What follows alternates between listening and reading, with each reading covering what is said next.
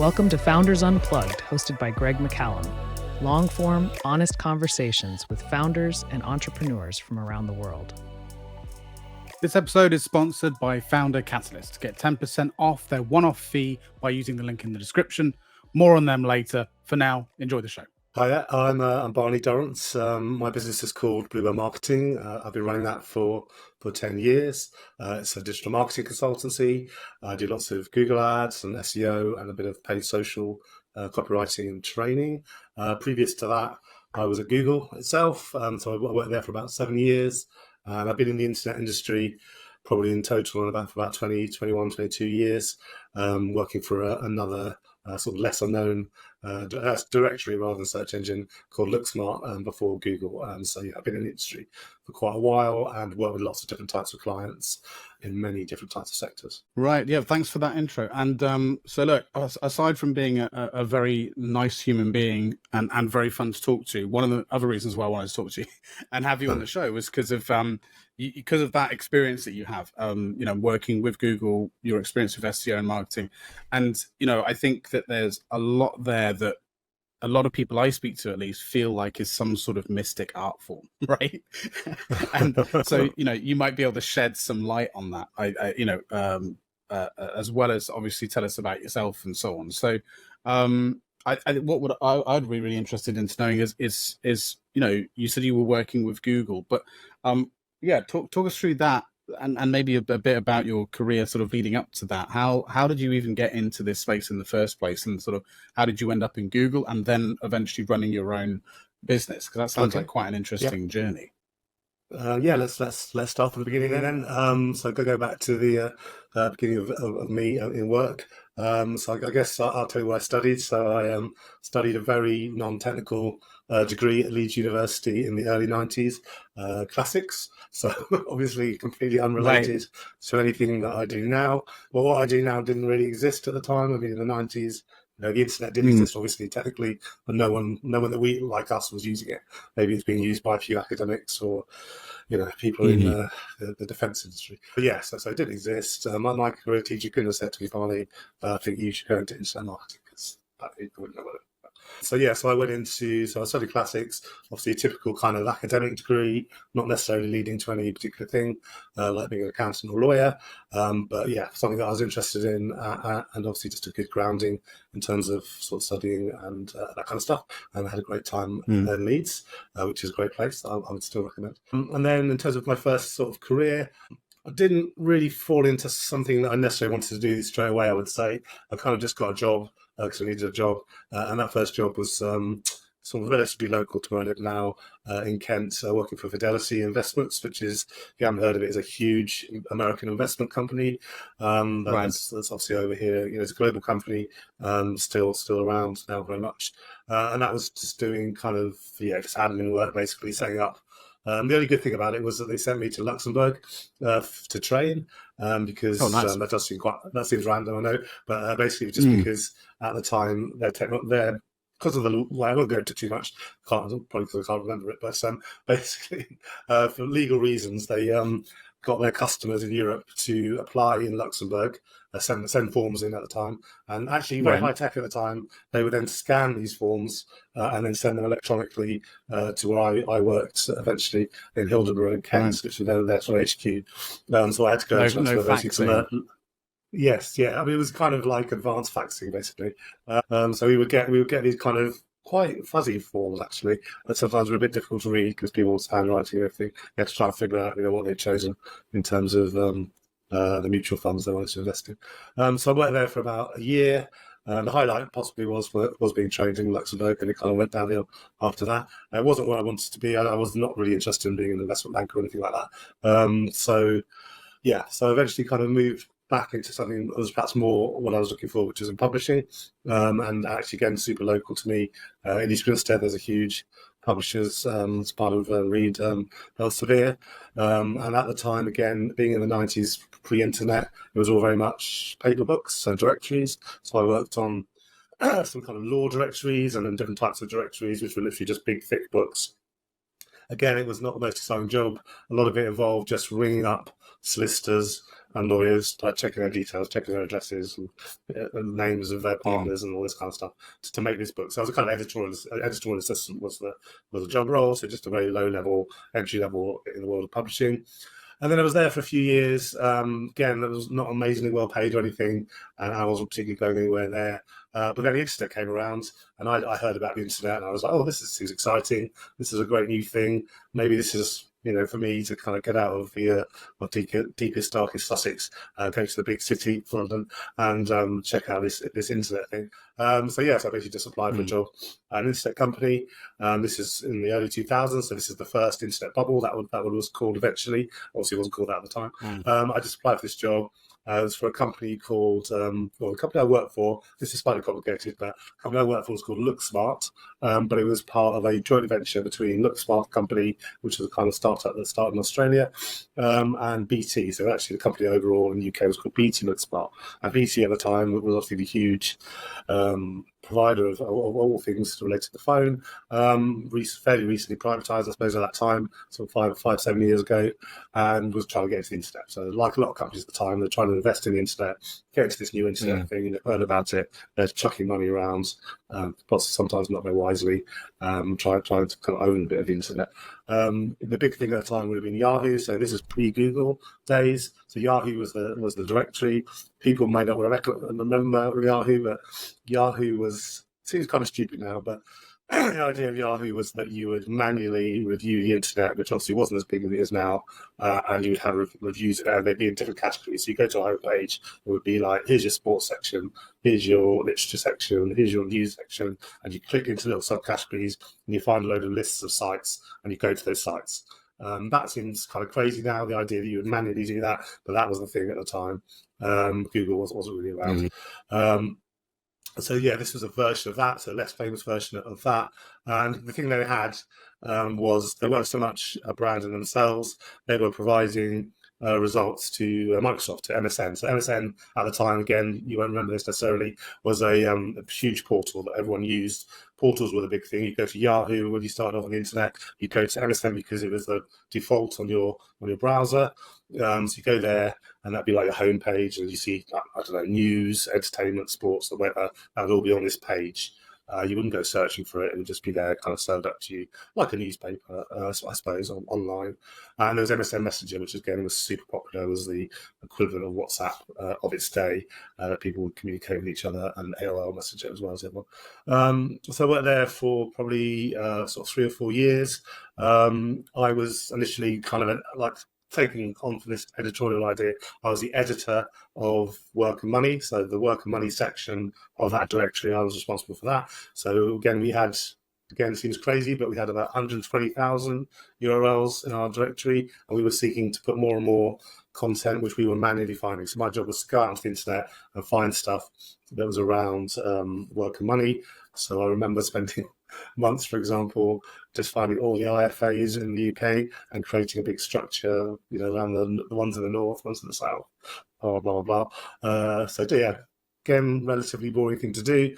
Over the time that I was there, I became... that sounds actually kind of... I mean, for me, nothing's boring to me. But that's kind of amazing that there were people responsible for editorializing the internet. Like, that's just crazy. That's what we were doing. We were doing. My boss, her background was a whole kind of thing in understanding... what's the word for it? Ontology. So understanding categorization of things. So she'd come from the BBC, and she was this kind of expert in ontology, and the whole idea was for us to create a kind of easy to use structure that people would sort of go through effectively and find all these sites. And actually, one of the other funny thing about that was that we had this separate... The problem is it never really made any money, even though we had this global deal with Microsoft to provide the results. That provided money, but everything else wasn't really doing anything. There was no real commercial aspect to it. One of the things they did try to make money, which seems kind of silly, is that you at the time, rather than now Google just basically finding your website automatically, as it would if you post a website today, it would just be found by Google. You would submit your website to LookSmart. So you would pay for this. So you pay £200, I think it was, or so, £220 to be reviewed by one of us. Problem was that a lot of people didn't really read the T's and C's, and we were, like a clean directory, you couldn't have porn or anything like that, and there were loads of other kind of restrictions. So they send all these sites, which are often a bit dodgy, and then we just reject them, but we still keep the £200. So it does seem a bit scary even to us in some ways. And they obviously get really angry as well. So they pay £200 to be included, pay for it. We refer to it as pay for inclusion, but you didn't necessarily get the inclusion. So yeah, so that was kind of amusing. In fact, one of my colleagues was quite funny. He used to get so much abuse because of this that he actually always called himself Brian Smith. In fact, that was his real name. So if anyone rang into the office and asked for Brian Smith, then he would not be available to answer that. Right. Hi, a friendly reminder to share this episode with your network, like, and subscribe. And if you are feeling really supportive, please consider reviewing the show on the podcast platform of your choice. It all really helps support what we do. Thank you. Now back to the show. I'm sure that was technically probably not allowed, but yeah, he seemed to get away with it. Well, Wild West, right? I mean, the laws in terms of that sort of thing probably hadn't. Yeah, it was all new. That's exactly right. Yeah, you didn't do anything really. Yeah. So so that was maybe a slightly dodgy practice, but you would pay for a review, and if you read it properly, you would see that, and you would see why you can't submit on sites and that sort of stuff. But people didn't read stuff back in then, just as they don't today. They didn't read the rules, and they lost their £200. But over the time, anyway, I started off in this much more kind of editorial, very similar in some ways, like an internet version maybe of what I was doing before. So kind of related. I kind of became more commercial over time, and they started looking into more ways to monetize. One of the ways you can monetize this, which was actually maybe seems dodgy as well in some ways, is that we were providing the results to Microsoft. So as you can imagine, huge amounts of traffic were coming to our results that we had. We decided to set up an affiliate scheme. So again, for people who are not familiar with affiliates marketing is just where you somehow create some interest in a URL for a shopping site, and then you take a cut of the final profit that comes from that. So if your link, on say on your blog, for example, which is all about, I don't know, skiing, goes through to a skiing website, someone buys some skis, you might get 10% of that as a kind of kickback. That's all the affiliate marketing is. So we were doing this though on an industrial scale. So we were putting in, say, when someone's searching for Nike trainers, we would have the affiliate link for Nike effectively going up onto Microsoft, huge amounts of traffic, and obviously then huge amounts of sales. You actually, if you do that now, they can actually fortune. We were quite big back then, but it still was quite big, and we got a lot of attention fairly quickly from the affiliate networks. Really liked it. So you had this ability to kind of sneak in affiliate links effectively into to a main search engine in the UK, which again we wouldn't be able to do now, but we did do that at the time. So I managed that program for a while, which is again getting a bit more commercial, more like advertising, and then we also started to sort of dip our toes a bit more into advertising and that kind of stuff, which then was kind of leading into what I ended up doing, at Google. So I lost that job because we were all made redundant. So what happened to the company was they lost the deal with Microsoft. Microsoft at that time wanted its own technology. So this is the beginnings of Bing. Google was starting to emerge. Google was providing these kind of automated results. And the automated results themselves were at the time called fall-through results. So you'd have your directory, which was like the good, human-edited, high quality. That's what everyone wanted. Yahoo, Look Smart, Excite, or Ultimate, all these names that most people don't remember now. These are all the competitors for that, for Lycos. And then at the bottom are these automatic results, which at the time were seen as kind of a bit rubbish. We'll just use these to fill in the bottom of the screen. You can't find what you want in the stuff that humans have looked at. Maybe you'll find it in these fall-through results. So this is one of the, I suppose, failures of companies at the time, is they underestimated Google. They thought they were just these kind of results that we just add at the bottom. It's just automated, it's not that good. But obviously that eventually kind of became so good, it just took away for everything else. And obviously you could do that at scale with millions and billions of websites we have today. You can't have me sitting in a corner in an office in London trying to go through them all and write reviews as well. I didn't just have to find them, I had to write like a tweet. It was like, I think it was 140 characters. It was the same length. I had to write 140 character review, like a 2-line review of this website, as well as add it to the directory. Was that what was that for? Was that essentially to show in like a search result? Yeah. Type So thing, in the same way that we have. You click on the IFAs section, you go to Southeast, you'd find, I don't know, Sussex, and then you find a list of IFAs, and I would have had to write a little review of all these IFAs. But what can you say about IFA? But basically, this is based in here, they offer X and Y. So I'd have to, we were, we had to kind of do lots of these. So we had to get on them quickly as we were being measured on our outputs. So yeah, so that did kind of morph into a more interesting job towards the end, which was more commercial, kind of doing campaigns with agencies and that kind of stuff. And they had display advertising on the site, and there were salespeople who sold display advertising as well. So it was more like a traditional kind of online business that you might recognise today. But again, back in the day, it was all about display advertising. It wasn't really about search. Search was just emerging. So you had like precursors to Google, like Overture and people like that. They were all about paid to be at the top. So at the time, the model was paid to be at the top of the results. So if you paid the most, you picked the most for a click, you would be at the top of the results. So it's all about money. So what Google revolutionized was the idea of having relevancy and quality as the main thing. You'd have to bid, but that would be put together in the auction with your click-through rate, with a quality or relevancy measure. That's how they kind of revolutionized everything, and their advertising became normal advertising. But before that, there was the likes of GoTo and Overture, which is just basically winner is the one who pays the most. So you just get like a little auction. It was a visible auction because they wanted to drive up the price. So who's paying the most for mobile phones today? Who's paying the most for trainers? Who's paying the most for X or Y keywords? And then you just have to bid higher to get that traffic. So that really favoured, honestly, huge functions. Whereas I guess the benefit of Google is that although there's a favourable amount of in someone's brand, you're still much more of a level playing field to things because it's not just about how much you're prepared to pay. So I was made redundant from there. I think most people straight away. I actually went to live in France for a year. That's the side issue. My parents had a house in France at the time, and we thought, I think watching TV programs probably, we thought we'd go and live in France.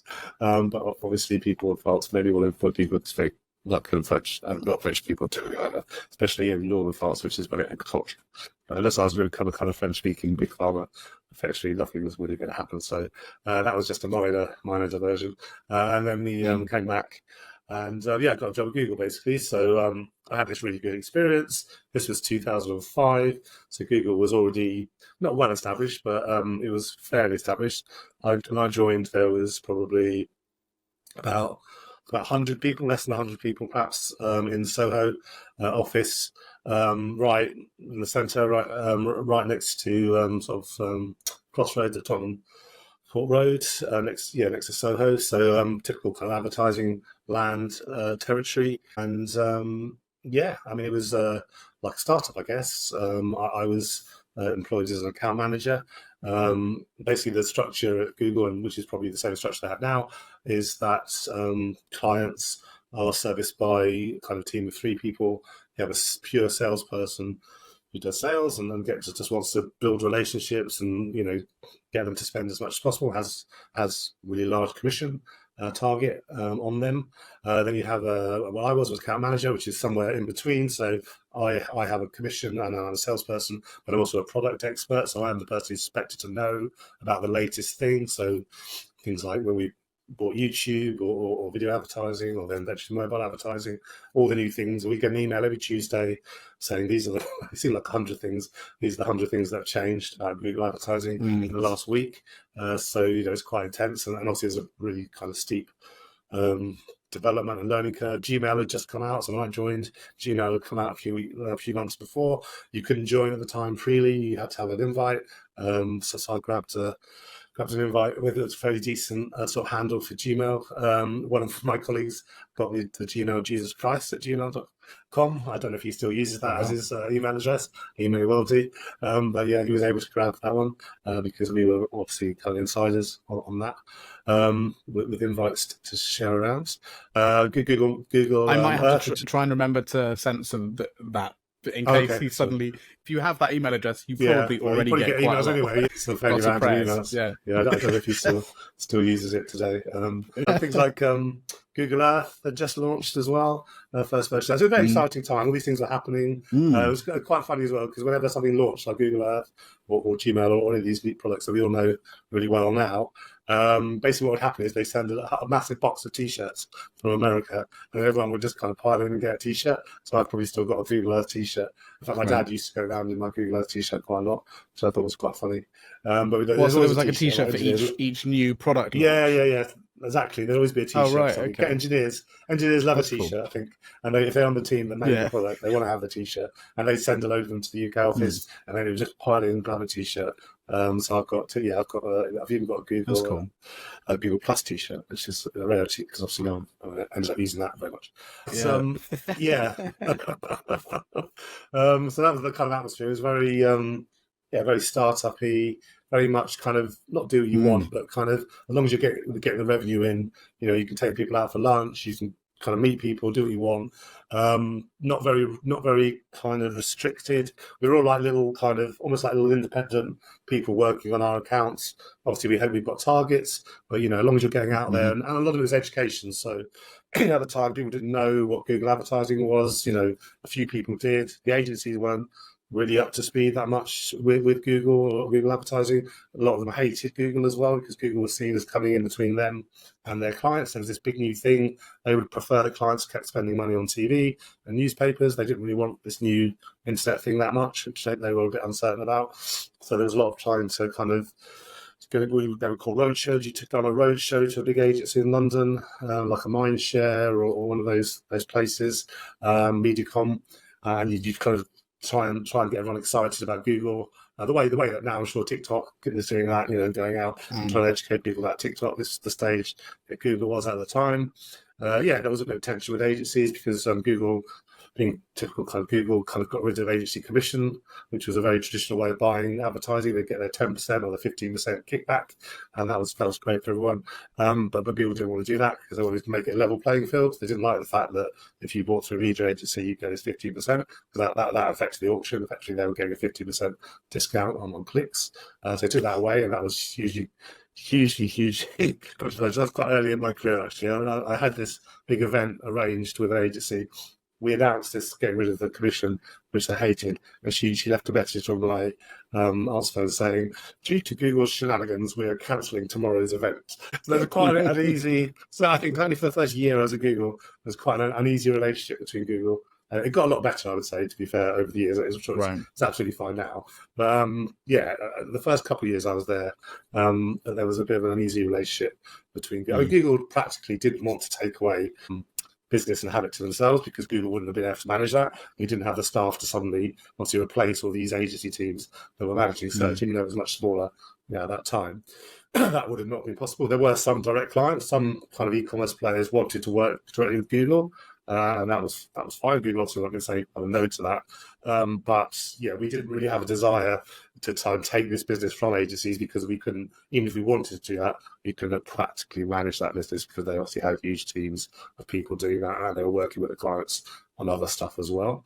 So it was more about education, and then eventually there was a huge agency team that was built out by those people to get better with the agencies, to get to know them better and to work with them, because obviously a huge business, most advertising business is bought through agencies from big clients anyway, so it would be unrealistic to have some kind of adversarial relationship with British agencies. But at the first there were problems with that, and then I guess my job, to say what my job was then. So when I first started, it was very agency focused. So I would have a series of agencies. I would work on any Google business that they had. So that means I'd be working, I don't know, on finance or travel or whatever they had. And so I worked with sort of Microsoft and Disney and some different stuff then. But then we very quickly moved to a vertical model. So that was in sort of 2006. We moved to a bigger office. So the office that Google has now in Victoria, we moved to that office. And at that point, the kind of floodgates opened in terms of hiring. So Google now is probably, 4,000 or 5,000 people in the UK. That's saying 100 when I joined. But once we had these big, huge offices in Victoria with huge empty floors, they started employing engineers. So there were no engineers employed by Google when I started. It was all just kind of sales, customer service, legal, etc., Right. of those 100 people. Most of them were salespeople, probably about 30, 40 salespeople, different teams. But it was this kind of sales and admin side of things. Once we had the space, then they started hiring local engineers. And those engineers went on to develop a lot. Android was developed in London, and various products would have been owned in London, or at least co-developed by engineers in London. But Android was a big thing, definitely, that was happening in London in a couple of years of that. And also the offices were then kind of, obviously Google offices are famous for being kind of nice. You get your free meals. You could have three meals a day. So you can have your breakfast, your lunch. Lunch would be like amazing cooked meal with lots of different choices, nice cakes, all this sort of stuff. And then if you stay, basically you had to stay till after 6, I think, and then you get like a cooked meal in the evening as well. So a cynic might say that was to keep people tapping away, especially the engineers. It's all about engineers. They didn't really care about us. We were just salespeople. Yeah. But if it works, yeah, it definitely I works. wouldn't mind 3 meals a day. Yeah. I mean, people Like are that, obviously not averse to having free food, and you have all these market kitchens with innocent smoothies and chocolate and stuff like that. So that's nice. Going back to serious stuff. So my job, was to work with different advertisers. So when we went verticalized, I moved into the tech vertical. So that was, for me, that was mainly mobile phone companies. So my big clients were Google, Vodafone, T-Mobile, 3 mobile phone operators. And I did do some work later on with some of the OEMs like Dell, HP, and Apple, and those kind of manufacturers. But most of the time it was these mobile phone operators. And this was the time of the iPhone, so sort of 2005 or 6, the iPhone came out, and that obviously changed everything. Suddenly there was this mobile smartphone platform, apps and everything came out.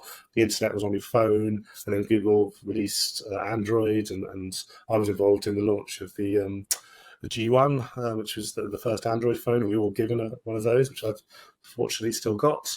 It's probably worth something now, I'd imagine, because it's like this special edition of that phone. And every year, so there'd be a new Android phone. Everyone would get a phone at Christmas. Some people did have iPhones, actually, ironically, but I think that's I don't think that was a good idea. They were just trying to be different.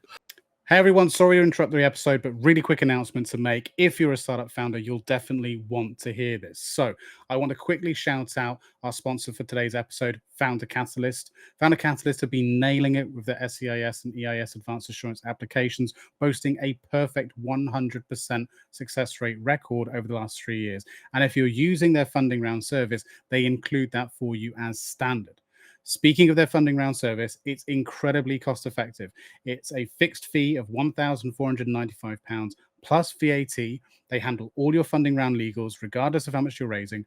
No monthly fees, no hidden extras. One of their customers recently raised 2.7 million and saved around £10,000 compared to the next best options. Founder Catalyst is run by founders who've been through it all, so they truly understand what you need, and we're really proud to have them sponsor this episode. So if you're looking to streamline your fundraising process and save quite a bit of cash, check out Founder Catalyst in the link in the description, where also you, as a Founders Unplugged viewer, will be privy to 10% off that fee that we talked about. So make sure you use that link in the description to get that applied. Thanks very much. Back to the episode. But obviously, basically everyone that you met from Google at that time. I'm surprised that wasn't a phone. Well, it kind of should have been. I mean, my boss, who was from America, was a guy who used to work with Apple when he was in America, and he said that when he got that job being the Apple guy at Google, everyone in his team had to get Apple laptops, and Google was generally working on PCs at the time, mostly. I think. So he said we just would not have been letting people, if we had a PC, they would just like, you're not coming. Controversial. So they had to have lovely Apple laptops. And then so sort of verticalized. The job really was just keep building and keeping relationships with all these big advertisers. We would have a kind of set list of advertisers that we work with, all the top kind of brands or brands that had potential. They would be looked after in London, and then the others would be looked after in the sort of smaller advertisers and less strategic advertisers. They wouldn't see themselves that way, but they would be looked after in Dublin remotely to a certain extent, and then the smallest advertisers would be just looked after either with no particular rep or over the phone, just in a pool, basically. So if you like that, you get anyone, people obviously real bigger would have us either face-to-face people they know, or they'd be assigned someone they could call in Dublin, or some kind of hybrid of that. We were just going to visit agencies all the time, so we typical salespeople, I suppose. We had a target, we'd go visit people, and my role particularly, as I say, was product focused, so I would be about, yes, Google bought YouTube last week. Now we've got so lots of video advertising. So would you like to be on YouTube? And they'd go, what's YouTube? I say, well, let me tell you about YouTube. So we'd have typical loads of decks and information to share with people. The good thing was by working with clients like Vodafone, they wanted to be kind of cutting edge. It was very competitive as well. So Vodafone and O2 were both in our team. I managed Vodafone, but they'd always want to know about each other, and they'd be super competitive. And what's O2 doing? And O2 would say, what's Vodafone doing? And we wouldn't tell them that because we weren't allowed to. But we always encouraged them to do the latest and greatest, so we could show them public examples. Oh, look, O2 have done this amazing YouTube page. Maybe you'd like to do that, Vodafone. So we do that kind of stuff. But just educating them, and there's so much new stuff coming out all the time. So as I say, it was originally all about search, and then search became very mature, and all these companies were spending huge amounts of money, millions and millions of dollars on search. So then they wanted to do sort of video advertising on YouTube and takeovers, and then eventually, towards the end of my time at Google, it was more about mobile advertising. So I was a kind of a mobile advertising expert and advocate. So I did a lot of work on that and getting people to kind of opt into. Originally, it was kind of opt-in thing. It was quite small. People didn't really care about it, but as everyone was getting smartphones and Android and also iPhone just continued to become more and more popular, then suddenly actually 20%, 30%, 50%, and now most traffic is from mobile. Desktop is smaller, but desktop was king back in sort of 2010 or 2011, that kind of time. Obviously, most traffic was desktop, and that's changed completely. And then Google's mobile traffic is now just integrated into all its traffic, so it's not a separate thing, but it was kind of a separate thing you had to opt into at the time. So I did some projects around trying to get various advertisers, not just my own advertisers, opted into that, and I was lucky enough to go to the States and present some stuff in Mountain View, which was really amazing. In Mountain View itself, again, if you've seen any stuff about Google, you've seen these kind of campus-style headquarters. Thousands and thousands of people work there. It's just like a university, really. You've got these huge kind of food halls. People, because it's nice and hot and sunny in California, people go around on bikes. There's loads of bikes. You can just hook yourself to a bike. It was something I didn't really appreciate because I was just in a well, not small, but a relatively small London office with a few different floors. When I want to go to a meeting, I just go upstairs. I'll be there in like 2 minutes. But I didn't appreciate I had this quite important meeting on the first or second day I was there with some product guys, and I was like 5 to 11. Okay, right, where's this meeting? Okay, look on the map. Our meeting's like 2 miles away. That's a bit unlucky. Well, in the same campus. So I'm like, oh, what am I going to do? And I thought, well, I'm quite a big guy. Not sure I want to try and cycle 2 miles in 5 minutes. Not sure that's going to help my presentation when I arrive. So I kind of just, there were various cars around. So I went into kind of just a reception place and said, can I get a car to this thing? And they're like, yeah, we'll get you a car. So basically just called up a car for me, and this car took me to a meeting. It's just so weird. That's crazy. It's so different from what you experience in Europe. Yeah. And the scale of things being just so much bigger, as they say in America. But yeah, an amazing place. Again, much bigger scale than what's in London or other European offices. Just like that. I mean, and they're all the same. So obviously, Apple's had a whole new kind of spaceship-like headquarters in Cupertino. You say they're all the same, but I can't think of many companies that I would assume would have a setup like that. We're talking about a select. Yes, few, when I say right? I mean I say they're all the same. The big tech companies are all the same. So Apple, Facebook, Amazon, the family companies. Must be something to behold. Like yes, it's an incredible place. So it's just really interesting.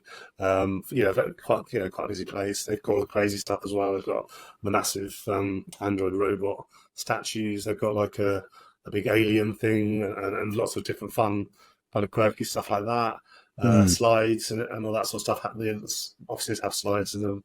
I did some training course in Zurich, which has got it's an engineer's office. So it's one of the most fancy office because the engineers again are treated the best at Google, which is fair enough because they do all the good stuff, making actual products. But they had a slide, and they had a fireman's pole, and they had a massage room, and they had this quiet room with the massage chairs in it, which is basically a big aquarium. So it's kind of dark. If you imagine, it's a bit like a sort of James Bond villain's lair. It had a massive aquarium that went all the way around, like this around you. And they had various massage chairs. You just go in there, I suppose, sort of sensory deprivation and kind of chill out for a while. I think the only thing I'd say about that, as a sort of mythbuster, it was great to have like a pool table, games room, X and Y, dartboard, etc., like what might have had in the London office. But the fact is you're working really hard. You're not going to play darts. If you did that, your boss would be like, Barney, don't go and play darts all the time. Right. The target we're going to hit. Yeah, don't do that. So yeah, there may be a few people who manage to kind of sneak away occasionally. In fact, I suppose that's the thing about sales. I've had exactly the same experience working in startups where you've got these kinds of these treat things, and yeah, you're right. Like in sales, especially, it's different for like the dev teams and marketing and stuff like that. But if you're in sales, you're just looked at completely differently. It's like, how dare you take a break? Like, how dare you eat lunch? Where's your time? Unless you've hit it early, and then it's like, go and play some pool. Yeah, go and play some darts. You've hit target. That's fine. Yeah, not very equal. I think the only time I ever really used that stuff, I remember once I was playing ping pong, but the only reason I was playing ping pong was because there'd been a call out around the office. Anyone wants to go and play ping pong because there's this film crew and they want people to look googly. Right. So there's elements of marketing and stuff, and maybe the engineers, as you say, the engineers probably use that stuff a lot more than us. But we were nose to the grindstone, and going and playing table tennis regularly would probably be very much frowned. Amazing. So tell me, continue. What happens from there? Because I'm fully engrossed. So you're really focused on mobile at that point. Yeah. So the last period I was at Google, I was kind of on my normal job, but as a kind of side project. I did this work on mobile advertising, which was good. I won an award for it. I got sent to America. That was fantastic. And then basically the reason I left was I had a big reorganization of the sales team. Everyone, they kind of pushed some roles to Dublin. And my role, I had kind of salespeople, which is not something I really wanted to do. But obviously, when you're told you have to do that, you don't just give up your job straight away. You got to pay the mortgage. So I kind of lingered on for a while, but I wasn't really enjoying it, to be frank. And I left after about 6 months.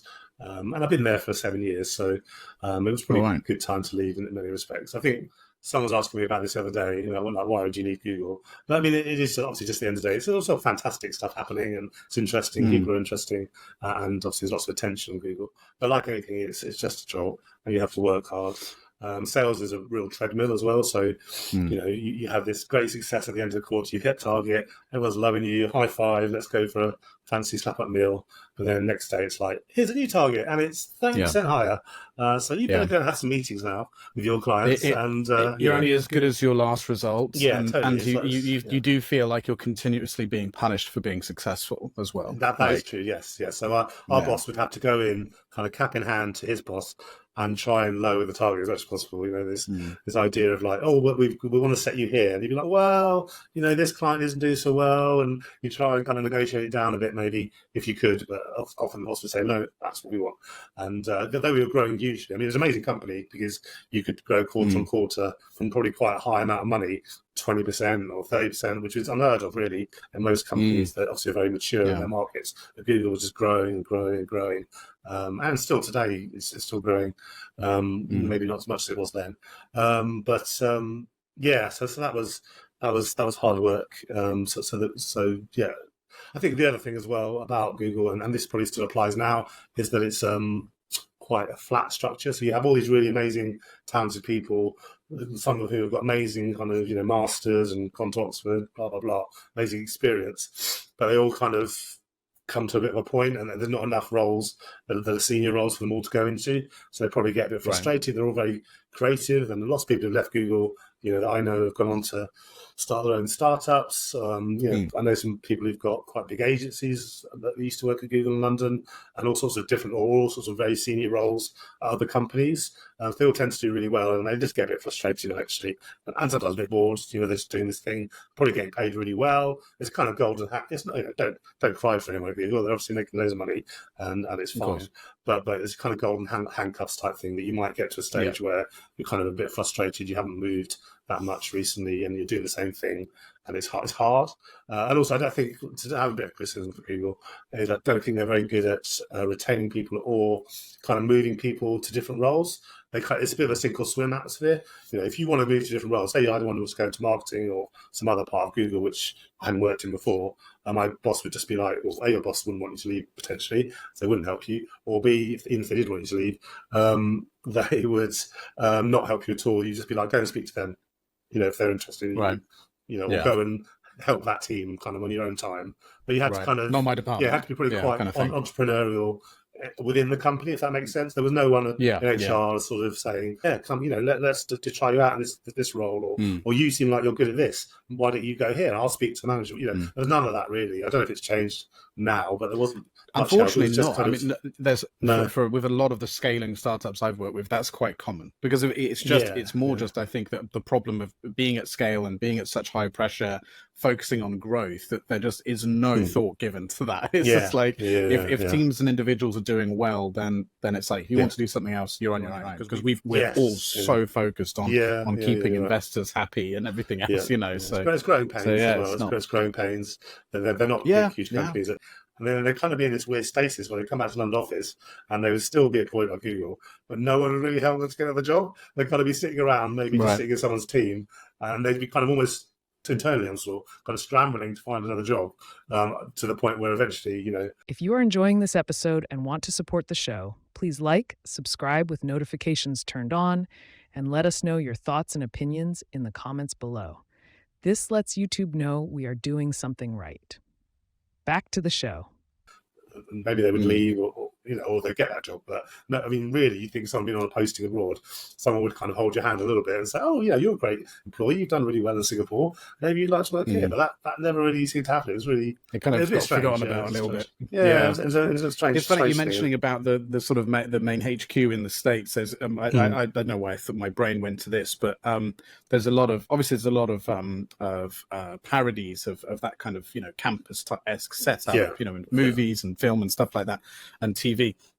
And there's something I've watched recently. I'm curious if you watched it. It's a TV series called Devs. Have you seen it? Not. I've heard of that. Yeah, I haven't seen it. No. Yeah, it's really interesting. It's worth a watch. But it has the most interesting version of the sort of parody of that kind of campus setup, because it's quite dark. It's like quite sinister in the way they've set it up. And it has, like you were mentioning about the big statues and stuff like that, it has some really creepy big kind of a sci-fi type thing about this guy working on a quantum computer who's like the Mark Zuckerberg of the thing and so on. But anyway, that's for another day. But super interesting. So you decided to pack it in with Google and go off and do your own thing. So talk us through that. What what are those steps? I mean, when I left Google, I was kind of a bit, as I said, I hadn't really enjoyed working there for the last sort of 6 to 9 months that I was there. So I was a little bit burnt out. I kind of wanted to do something different, to be honest, because at that time in 2012, a lot of my colleagues or people who left Google were going to Facebook. So Facebook was just kind of emerging at the time. They were kind of a challenger to Google. They weren't nearly as big as they are now, but they were emerging as a kind of sort of secondary place that you might want to place some advertising. So they were kind of emerging competitor, and quite a few people I know, some of whom still work for Facebook, kind of jumped ship around that time. Other people went to Twitter. So a guy who used to be in charge of Twitter, Bruce Daisley, he was at Google, he was head of YouTube. Other people went to Facebook. So there's a lot of people doing that. I could have done that, I guess, at the time. But the problem is all those companies are so similar to Google. So especially Facebook was all kind of grown and set up by people who used to work for Google. Sheryl Sandberg used to be at Google. And actually even some of the internal names of their different departments are just the same as they were at Google. They just kind of recreated the sales structure and the stuff that came from Google. So I really felt that would just be kind of literally transposing myself to a different set of products, but very much the same, which I didn't really want to do. Problem with that strategy is that obviously employers mainly want to employ people who've got experience in the things that they're employing them for. So actually, if you try and branch out a little bit, so I wasn't getting anywhere trying to apply for slightly different things from what I was doing before, and that was a bit frustrating.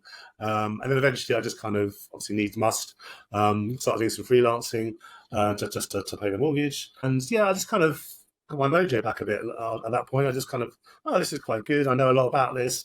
I never thought about taking my own business. If I'm honest, I was not like an entrepreneur. I wasn't champing at the bit at Google to set my own business. I had a mortgage. I had a young family at the time, or youngish family.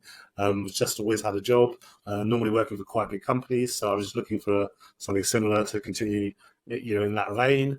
Started doing freelancing, as I say, kind of had a little bit of a success at it, kind of found it interesting and thought, oh, actually, maybe this is something I can do.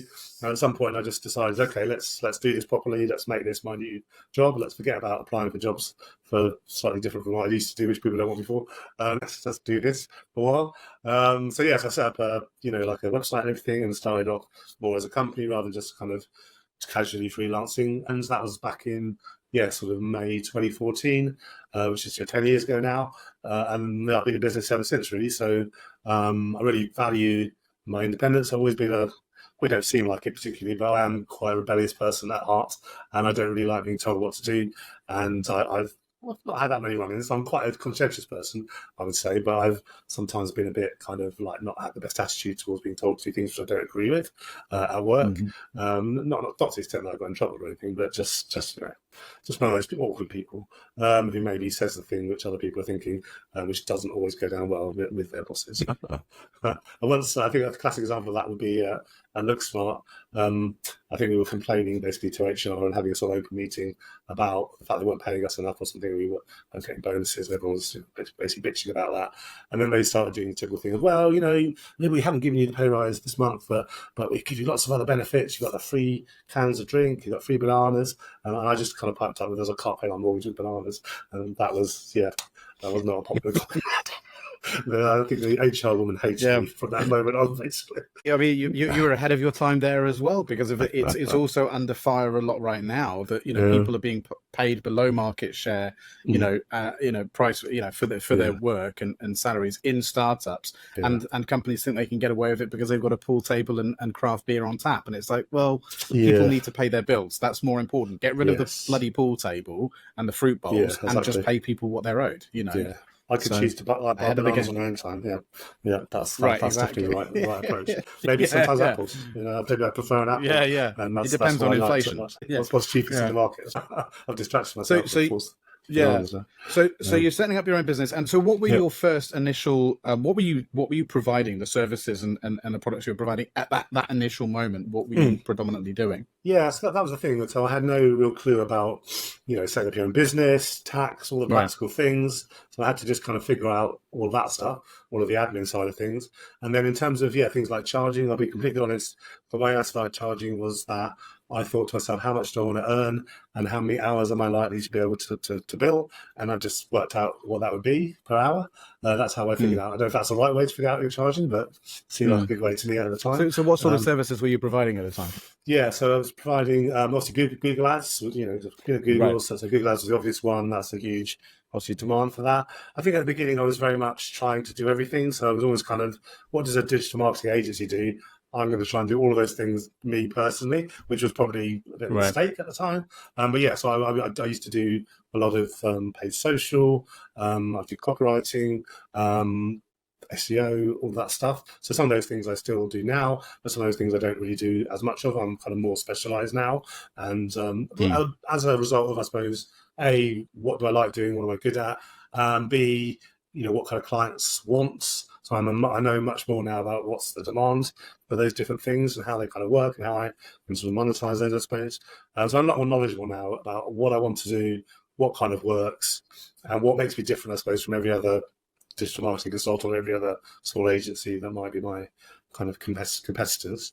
At the time I was just like, I need to get some business. Doesn't matter what it is. Let's just try this out. And I was kind of willing to try things out. And also sometimes, I think this is quite good advice to people who are setting up on their own, actually, is that sometimes you may be providing something or trying to sell something to your clients, but they may be just asking you to do different things. So it's up to you whether you want to do those things. But I think it's always good to be quite flexible, especially in that early stage when you're more kind of desperate to just get any business, not be sort of choosy. I can be a bit more choosy now, but I couldn't be then. Sometimes I just ask you to do random things. I remember I was working with a startup and I was doing Google Ads and I was doing some other stuff. But then the marketing person there just kind of started getting me to do various projects for her. So she wanted me at one point, they wanted to get a new website. So I just had to interview all the founders and all the senior people there, some of whom were kind of all over the place. One was in New York. So I just had to do these interviews with them and find out what they wanted, a new website and that kind of stuff, which is fine. I'm happy to get kind of paid to do that. So yeah, I wouldn't be too, if I just give some advice about that, I wouldn't be too prescriptive about what you offer. You maybe need to change your offer or kind of adapt your offer as you find out what people want or what you're good at. Maybe you'll find new things that you want to do. Maybe you'll stop doing something and you'll do something else. I mean, now, yeah, Google Ads is really the core thing I do. I do Google Ads pretty much for all my clients. Sometimes I do SEO as well. But yeah, because of my backgrounds, because I've been doing, both work for Google and I've been doing Google Ads for a long time, then I'm really good at doing that, and that makes sense. And obviously, it's still the biggest advertising medium online at the moment, so there's huge demand for Google Ads as well. And the other thing is that it's ongoing, so people want you do Google Ads forever, so you can have clients, and obviously they'll stay with you as long as it's working with you. It's not like campaign led. Thing about social media, sometimes it's very campaign led. So you'll do a Facebook campaign for a few months, and then it'll drop off, and you do another one bit later, which is fine, but so I don't tend to do that much meta stuff or really any meta stuff anymore. Most of my clients, or not most of my clients, but a lot of my clients are B2B, so they tend to want LinkedIn, for example. So I'm probably more likely to do LinkedIn advertising now and focus on that. So I've gone more to just specialising and focusing on things I kind of enjoy, I'm good at, and have experience in, rather than I think I want to be jack of all trades, which is hard. And it's hard enough to keep on top of Google. Even for me, who knows a lot about Google Ads, it's hard to keep on top of it. It changes a lot. There's lots of change at the moment. So keeping on top of Meta really well, I think is quite hard to do. You could maybe slightly, not half-ass it, but you could kind of be fairly good at it. But I like to be kind of really good at things and to be really kind of in depth, and that's quite tough. Several platforms, they're all changing. They're all changing regularly. So it is a tough job. And, if you've got an agency, that's fine. You could have all your different specialists and things. But for one person to be on top of all these different things is difficult, I would say, to do well. Yeah. So then explain to me and those listening, what are the benefits to working with someone directly on something like Google Ads versus attempting to do it yourself? And equally, the same sort of question with SEO. It might be helpful as well to explain to people kind of, well, I mean, I'm sure you will in your answer, but like what those things actually are. Thank you for listening and/or watching. Subscribe with notifications turned on to get notified when part 2 comes out. While you wait, please join in the conversation in the comments below.